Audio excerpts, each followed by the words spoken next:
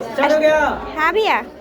तो बच्चों आज हम जानेंगे कि सरस्वती पूजा क्यों मनाया जाता है और इस मनाने का जो विधि विधान है हमारे शास्त्रों में, हमारे हिंदू धर्म ग्रंथों में इसका क्या उल्लेख है, इसमें इसका क्या उल्लेख है, तो इसके बारे में हम समझेंगे और फिर आप लोगों से पूछेंगे भी, है ना।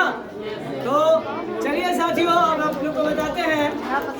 पहली बात, माता सरस्वती भगवान ब्रह्मा की पत्नी है, भगवान ब्रह्मा की पत्नी है और उन्हीं की बेटी है, उन्हीं की बेटी है।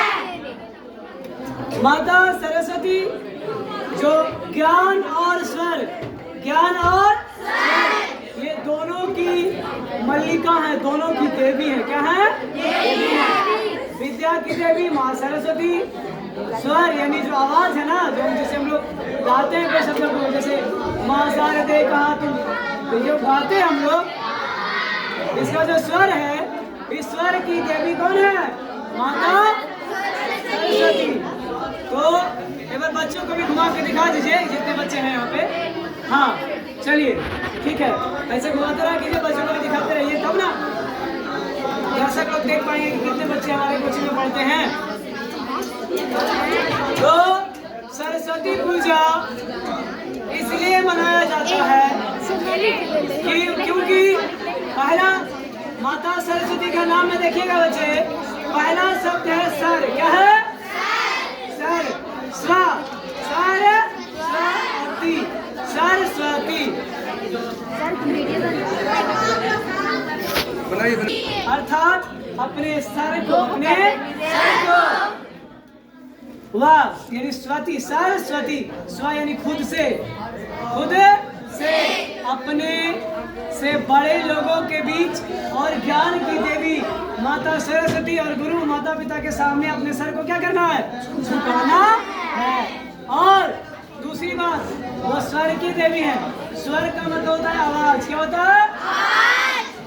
तो अपने से बड़े लोगों को, जैसे माता पिता गुरु भाई बंधु, इन सब के समक्ष कभी ऊंचे आवाज में, कड़क आवाज में बात नहीं करना चाहिए।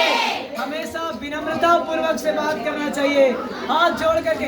जैसे अभी हमारे गुरु है, हमारे ज्ञान दाता, हमारे प्राण दाता है शंभू सर, एक बार दिखा दीजिए शंभू सर को। अभी हम लोग इनके सामने जब भी बात करते हैं तो हम लोग को विनम्रता पूर्वक हाथ जोड़ करके बात करेंगे, ताकि अगर हम इस तरह से बात नहीं करते हैं तो जितना हम ज्ञान लिए हैं वो सब क्या हो जाएगा? नष्ट हो सकता है। जैसे आप लोग देखते होंगे बच्चे, एक कागज को लीजिए और उसको पानी में डाल दिए तो क्या हो जाएगा? गल जाएगा ना।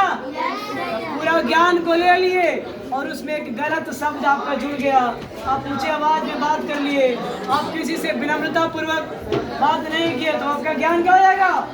खत्म हो सकता है। इसलिए ज्ञान को इसलिए कहता है, विद्या ददाते विन्नम वेणेश्वरम चकाधनम संचयम शिवा शिवम।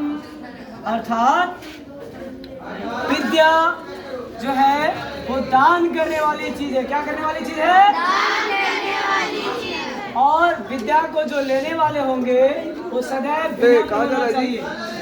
क्या होना चाहिए? विनम्र यानी नम्रता से, यानी इज्जत से हम विद्या को ले सकते हैं।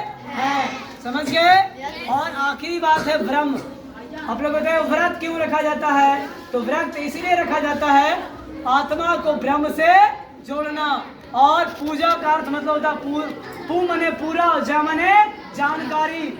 जिसके बारे में पूरी जानकारी हो उसे हम पूजा कहते हैं। बहुत बहुत धन्यवाद। जय हिंद।